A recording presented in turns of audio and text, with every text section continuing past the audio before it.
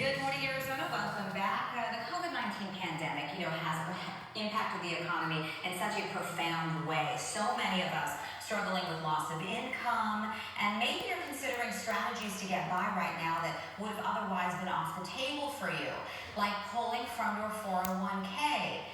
Would that be a very bad idea for you in the long run? We want to get some advice about strategies for surviving right now while still preserving your future. So Howard Spielberg is with Fidelity Investments. He's joining us live this morning in newly of a Biltmore location office that you guys have just opened to explain to us some of the provisions under the CARES Act. We are now allowed to pull from that 401k, but I imagine there are some serious questions you have to ask yourself and your financial advisor before you make that choice. Olivia, thank you so much for having me on. There's three key takeaways that we want people to think about. First, an individual can take up to $100,000 from a workplace retirement plan, also known as a 401k, or an IRA for COVID-related purposes. A second provision is oftentimes with early withdrawals, there's a 10% penalty that has been waived. And the third provision is an individual that takes the money out can pay the taxes over a 3-year window. Or the second option is they have the ability to pay back that money over that same 3-year window. So those are three provisions that we're encouraging individuals to think about.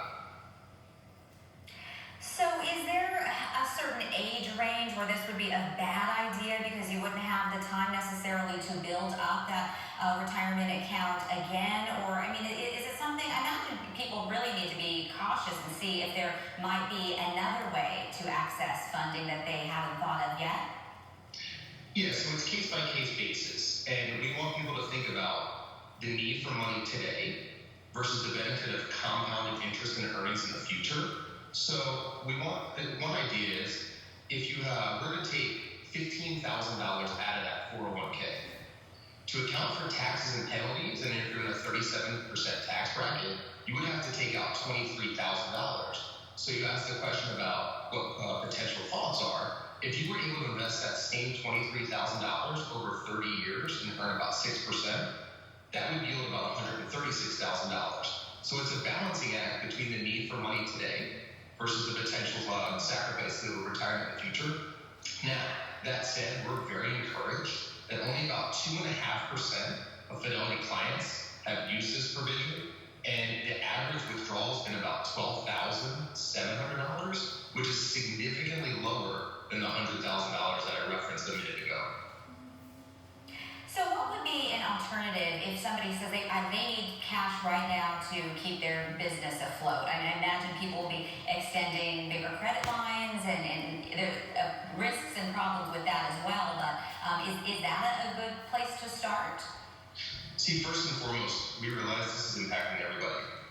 Families, businesses, financial hardship, potential job loss. So there might make a good idea for them to take money out. For example, if you had a high interest credit card, you could take the money out of a 401k and pay that back.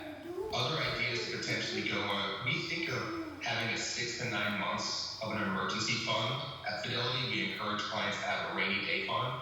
You can't think of a bigger emergency than this. Another idea is if you have a zero interest credit card, potentially use that. Now, you got to be confident that you're going to be able to pay back that 0% interest credit card.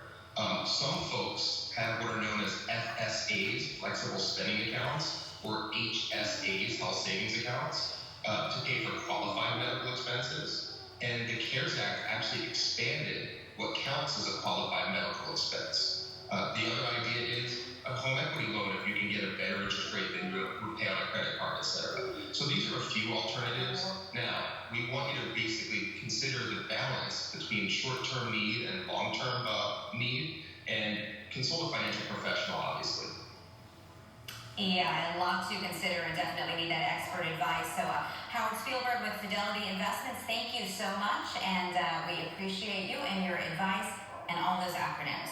Definitely going to Thank you so much for having me on. Take notes. Thank you.